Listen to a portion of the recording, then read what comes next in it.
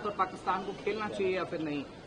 बहुत ही it's a very very thin line, क्योंकि लोग बोलते हैं जी स्पोर्ट्स को जोड़ना नहीं चाहिए, लेकिन आपको समझना पड़ेगा बिकॉज जो हो रहा है हम हर चीज स्टॉप कर रहे हैं, तो ये भी गेम कैसे हो सकता है।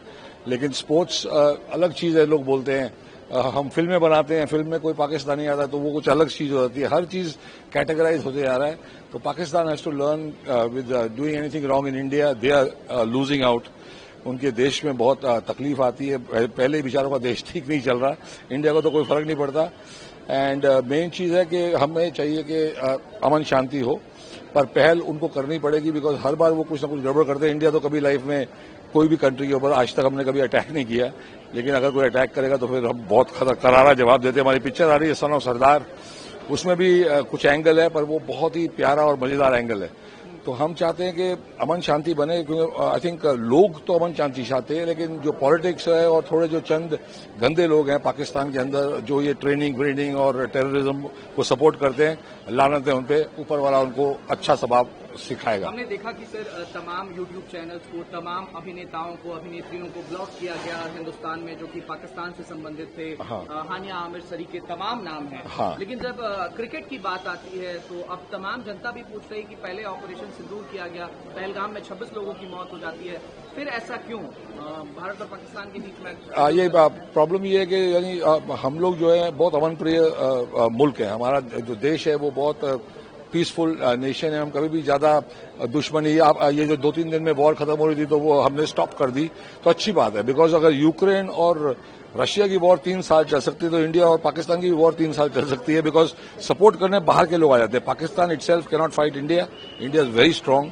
लेकिन अगर साथ में दूसरे कंट्रीज आ जाएंगे तो फिर तो ये वॉर नेवर एंडिंग होगी, और हर जगह वॉर वॉर वॉर। कंबोडिया और थाईलैंड में war. I don't understand what's going on. Peace is the way forward, और India is always a peace loving nation. हम बहुत ही हिंदू मुस्लिम सिख ईसाई सारे भाई भाई की तरह जीते हैं यहाँ। And I don't understand why anybody tries to harm our country. Every country should try to help each other and take the world forward. तो क्रिकेट से शुरुआत जो हुई तो ये गारंटी है कि अगर फिर से कोई अटैक होता है, देखो अटैक भी ऐसा होता है कि सब लोग नहीं चाहते, उसमें से 1-2 गंदे लोग होते हैं जो चाहते हैं और ऐसा कुछ कर देते हैं। तो बड़ा हार्ड है इसको। जैसे पुलिसिंग की बुक लॉन्च करने आया तो हमें समझ में आता पुलिस का कितना हार्ड है पुलिस का काम करना, बिकॉज कई बहुत अच्छे पुलिस वाले हैं, लेकिन एक आध जो खराब होता है उसके लिए पूरे फोर्स पे नाम खराब हो जाता है। तो एवरीवेयर दिस इज है, but the way forward is peace. And peace कैसे अचीव करनी है वो आई थिंक इस बार हमने दिखाई दिया है कि इंडिया की पावर कितनी है। हम खुद शॉक्ड हैं कि इंडिया की आर्मी, एयरफोर्स, नेवी इतनी स्ट्रांग हो चुकी है, हमें भी अंदाजा नहीं था। पहली बार ऐसा कुछ हुआ है कि एक दिन में ही सारी दुनिया को पता चल गया इंडिया कितना पावरफुल है। तो that's good. We are very proud of our country and we want it to be in piece.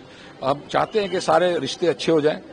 बहुत अच्छा होगा अगर इंडिया एंड पाकिस्तान के रिलेशंस बहुत अच्छे हो जाए, लेकिन अगर वो कुछ टेररिज्म या ऐसी कोई चीज वापस इंडिया की तरफ करते हैं तो इस बार उससे भी करारा जवाब हम देंगे।